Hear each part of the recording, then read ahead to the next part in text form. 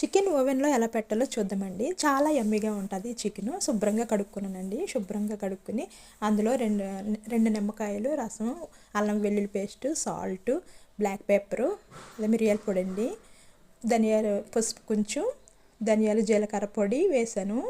Curry powder కొంచెం వేసి అదిగోండి అదండి కర్రీ పౌడరు. ఒక చిన్న కప్పు పెరుగు అనమాట. ఇవన్నీ మిక్స్ చేసుకోవాలి. మీరు కొంచెం ఆయిల్ వేసుకుంటే ఒక స్పూన్ ఆయిల్ కూడా వేసుకోవచ్చండి.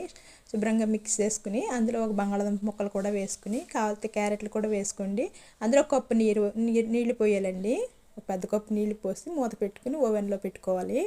ఒక 2 గంటలు, గంటన్నర సేపు అలాగే ఉంచేయాలండి. తర్వాత నీళ్ళన్నీ ఇంకిపోయిన తర్వాత మళ్ళీ ఓపెన్ చేసి ఓన్లీ కిందే ఆన్ చేశాను, పైన ఆన్ చేయకూడదు. తర్వాత నీళ్ళన్నీ ఇంకిపోయిన తర్వాత పైన ఆన్ చేసుకోవాలి. కొంచెం రెడ్ కలర్ వచ్చిన తర్వాత తీసేసుకుని యమ్మీ టేస్టీగా ఉంటుంది, వడ్డించుకోండి. Thanks for watching. Bye bye.